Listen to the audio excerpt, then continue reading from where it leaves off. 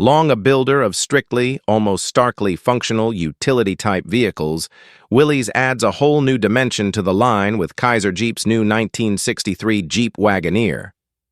Up to now, most four-wheel drive enthusiasts, of which there are thousands, have been faced with the problem of needing two cars in the garage, a daily driver and an off-roader.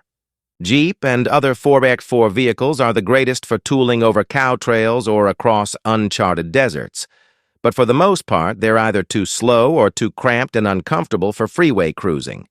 In most cases, true four-wheeling aficionados tow their rigs to the point where the modern highway stops and the real backcountry begins.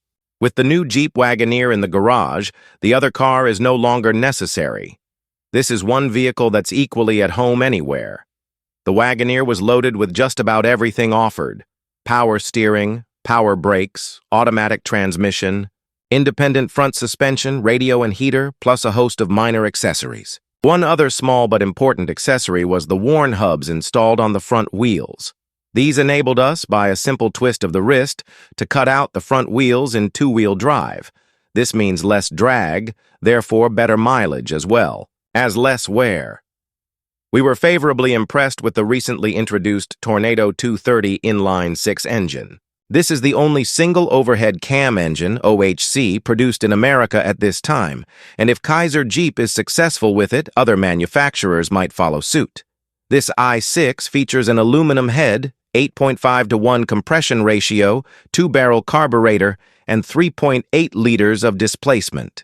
Horsepower is very conservatively rated at 140, SAE gross, at 4,000 RPM. The relatively long stroke-to-bore ratio brings the torque peak in at a rather low RPM, 210 lb-ft at 1,700 RPM, which means that this engine will really buckle down and pull when the going is rough and slow. Out on the highway, the high horsepower peaking speed allows the Wagoneer to keep up with traffic and still have plenty left for passing. The power flow is smooth, and even though this is an OHC engine, its operation is very quiet. The 3-speed automatic transmission, made by Borg-Warner, is hooked up to the front and rear axles through a single-range transfer case. Models with 3-speed manual transmissions are equipped with a dual-range transfer case, high and low. Two-wheel drive models can be had with 3-speed manual overdrive transmission. Our test car had the standard, for automatics, 3.73:1 axle ratio. Wagons with manual transmissions have 4.09 rear axle ratios. Acceleration is quite lively for a vehicle of this type. It compares very favorably to most of the passenger cars of its size. A top speed of 90 mph, true, not indicated, was reached on the test track at Riverside Raceway. The standing quarter mile took 20.5 seconds, with a speed of 68 mph. Standing start acceleration runs of 0:30, 0:45, and 0:60 mph took 4.6, 8.8, and 16.1 seconds. We didn't use forced shifts during any of the acceleration tests, but let the transmission do its own work. Maximum speeds at shift points were 31 mph, 4,000 RPM in first, and 51 mph, 3,800 RPM in second. At this time, Jeep is selling all of this model it can produce, and even has a rather large number of back orders. As a result, we couldn't keep the Wagoneer as long as we'd liked. It was already sold, so our fuel consumption figures aren't as complete as they usually are. We were able to determine that normal city and freeway driving will give figures in the 14 to 18 mpg range, going as high as 21 or 22 mpg for steady, legal limit highway cruising. In rough backcountry, with all four wheels pulling, the range drops to 10 to 14 mpg. With the 20-gallon fuel tank, this gives an operating range of anywhere from 200 to slightly over 400 miles to a tank of gas, regular grade, at that. One of the few complaints we had with the car centers on the fuel tank. It's a long, narrow tank that nestles up between the rear drive shaft and the curbside frame rail. This in itself is fine, because it's out of the way and well protected. But by necessity, the fill pipe, located on the driver's side, is extremely long and almost horizontal, and because of this, it seems to take forever to fill the tank. Owners will have to make sure that station attendants really fill the tank, because most of them have a tendency to assume that the tank is full when gas begins to slosh out on the ground, and this happens constantly as the Wagoneer's tank is being filled. While we're on the minus side, we'll mention the compass that comes as standard equipment on all Wagoneers. This can be a very useful accessory in a vehicle such as this, and although it was accurate as near as we could tell, it was designed in such a way as to make it a nuisance during night driving.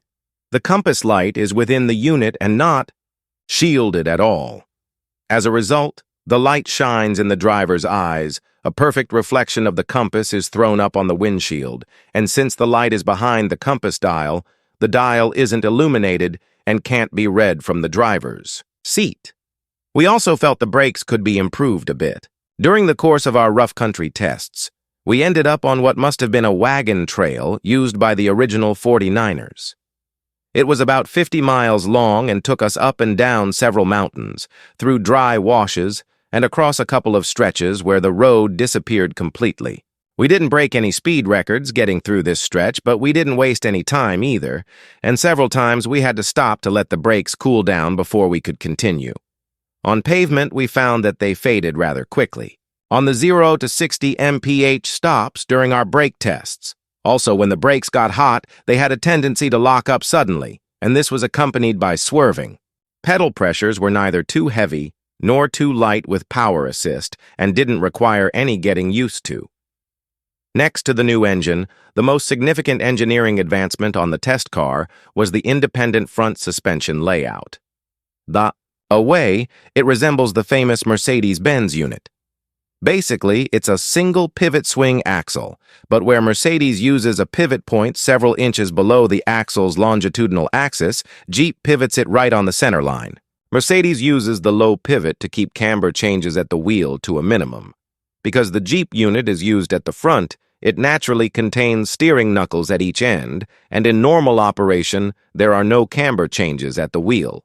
So, in effect, although it's basically a swing axle, the steering knuckles allow it to operate just like a full independent system.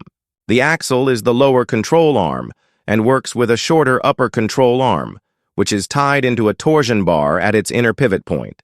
The Wagoneer is also available with the more conventional rigid front axle and semi-elliptic leaf spring system.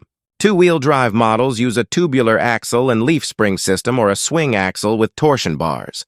We would definitely recommend the independent layout and feel that its added advantages are worth every penny of the extra cost, approximately $160. The rear suspension is conventional, with rigid axle and semi-elliptic springs. The springs are 4-leaf with an additional top half-leaf to prevent spring windup. The boulevard ride is surprisingly smooth and not at all choppy. In two-wheel drive, the handling characteristics are quite a bit different from those of four-wheel drive. The car seems to heel over suddenly in corners and doesn't feel completely stable. This is, no doubt, caused by the amount of negative caster present in the front wheels, a necessity since directional stability increases with negative caster in front-wheel drive vehicles, just the opposite of rear-wheel drive vehicles. With the front wheels engaged in four-wheel drive, the Wagoneer corners very well, and directional stability is excellent. In the rough stuff, the independent front suspension really comes into its own.